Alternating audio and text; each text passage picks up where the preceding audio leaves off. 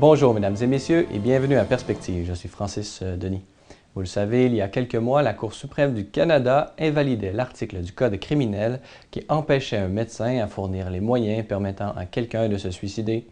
De son côté, par l'entremise du projet de loi 52 et maintenant la loi 2, le gouvernement du Québec se prépare à incorporer cette pratique dans le système de santé actuel.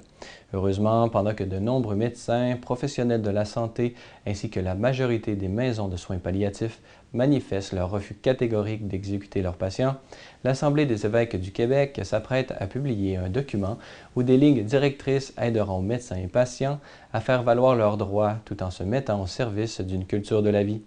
Une des questions centrales abordées sera le droit des médecins à l'objection de conscience. En effet, bien que la loi et le ministre de la Santé, Gaétan Barrette, affirment ne pas vouloir forcer personne à commettre cet acte, des doutes persistent dans l'esprit de nombreux médecins qui craignent de voir participer indirectement à la mise à mort de personnes humaines par l'obligation qu'ils auront de référer un patient qui désirerait l'euthanasie à un médecin en mesure d'exécuter l'acte.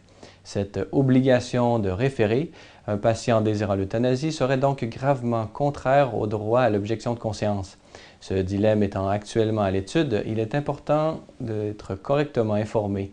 Pour apporter davantage d'éclaircissement à cette question, je vous propose cette courte entrevue que j'ai réalisée la semaine dernière avec le Dr Eugène Béreza, directeur du Centre d'éthique appliquée du Centre universitaire de santé McGill et que j'ai rencontré lors d'un colloque organisé sur la question. Écoutez.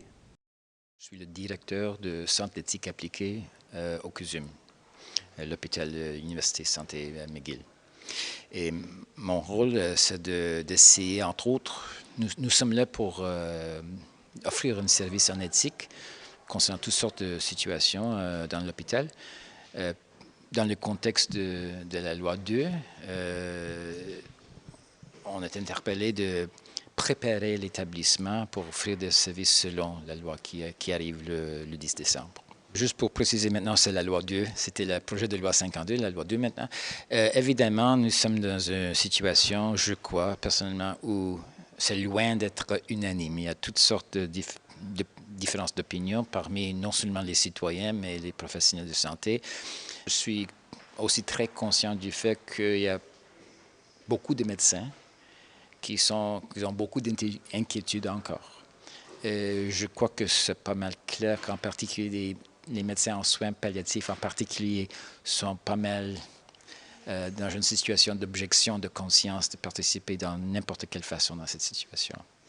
Alors, ça revient à la question, je crois, d'objection de conscience. Parmi ces médecins qui voient l'aide d'amour comme quelque chose complètement inacceptable, même le fait de référer un patient à un autre médecin, c'est déjà une forme de participation. Déjà une forme de participation dans ce sens-là. Mais je dois avoir le droit d'objection de conscience en disant « je ne veux pas même référer ». L'autre côté de c'est la perspective patient qui dit « oui, vous avez ce droit-là, mais moi j'ai le droit d'accès à certaines interventions, certains soins selon la loi. Alors, et vous avez le droit, l'obligation comme médecin, de m'informer de tous mes droits, toutes mes options, dans la notion de consentement éclairé. Alors, si vous ne voulez pas le faire, tant mieux, mais c'est qui va faire ça? Vous devez m'offrir des options. Et si le médecin dit, non seulement que je ne le fais pas, mais je ne vais pas vous référer, comment on va respecter par contre le droit du patient d'avoir accès à ces services? C'est vraiment là le dilemme. Si vous voulez en savoir davantage sur la question de l'euthanasie, vous pouvez regarder notre épisode de Focus catholique ou consulter le site Internet de la Conférence des évêques catholiques du Canada ainsi que celui de l'Assemblée des évêques du Québec.